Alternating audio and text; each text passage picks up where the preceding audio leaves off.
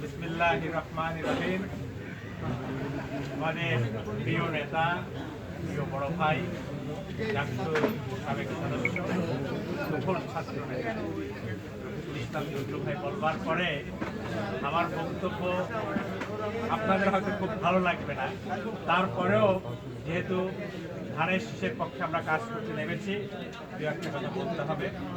প্রথম কথা হচ্ছে যে আগামী নির্বাচনে 12ই ফেব্রুয়ারি নির্বাচনে সারা বাংলাদেশে, শুধু আমাদের বাগেরহাট সদর এবং কুমিল্লা নয়, সারা বাংলাদেশে আমাদের ধানের শীষের প্রার্থী নির্বাচিত করবার ছাড়া আমাদের বিকল্প নাই। আমরা আপনারা অনেক কষ্ট করেছি, জেল, জুলুম, নির্যাতন এবং রাতের বেলায় ধানের খেতে মশারি টানায় ঘুমানো। আমাদের ওয়াহিদুল ইসলাম পল্টু ভাই প্রায় গান গায় যে সন্ধ্যার পরে সব পুরুষরা ঘর ছাড়া হয়ে যায়, মহিলারা একা হিসেবে আওয়ামী লীগ এসে নির্যাতন করে, দোকানের পাড়ায় বসা যায় না, দোকানে বসা যায় না। সেই পরিস্থিতির পরিবর্তন আনতে হলে আগামী 12ই ফেব্রুয়ারি নির্বাচনে ধানের শীষে ভোট দেওয়ার বিকল্প। ধানের শীষে প্রার্থীকে বিজয় না করতে পারি তাহলে কিন্তু এই 17 বছর যেভাবে আমরা কাটিয়েছিলাম সেই অবস্থায় আমাদের আবার ফিরে যেতে পারে। এটা হচ্ছে একটা বিষয়। দ্বিতীয় বিষয়টা হচ্ছে যে আমি ধানের শীষের প্রার্থী হয়েছি আপনাদের এলাকা থেকে, বাগেরহাট সদর এবং কুমিল্লা থেকে। এই প্রার্থীটা আমি যদি নির্বাচিত হতে পারি, সকলকে সাথে নিয়ে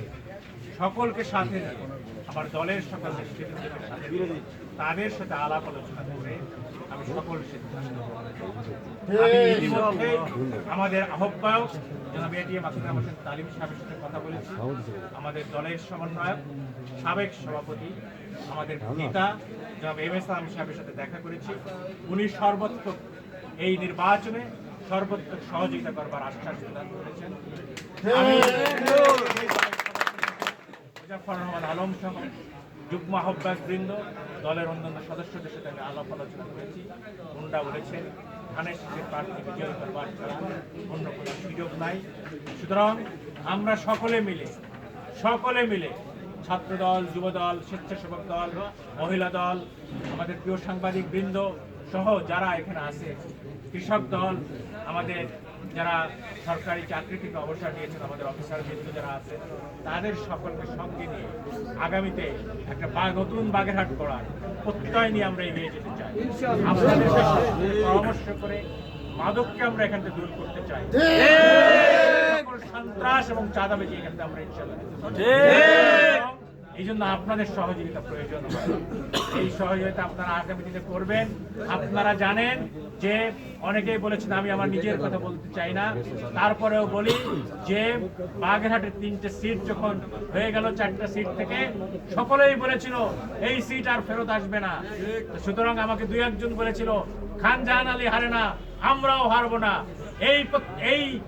এই শব্দটা আমার বুকে বিদ্ধ হয়েছিল তীরের মতো। সুতরাং আমি সেই কথা বলতে চাই যে খান জাহান হারবে না, বাগেরহাট সদর থেকে ইনশাল্লাহ ধানের শীষ 2ও হারবে না। বাগেরহাট সদর সিট বেগম জিয়া এবং তারেক রহমানকে উপহার দিয়ে আমরা ইনশাল্লাহ ঘরে ফিরবো, সেই প্রত্যয় ব্যক্ত করে আপনাদের সকলের সহযোগিতা কামনা করে আমি আমার সংক্ষিপ্ত কথা শেষ করছি।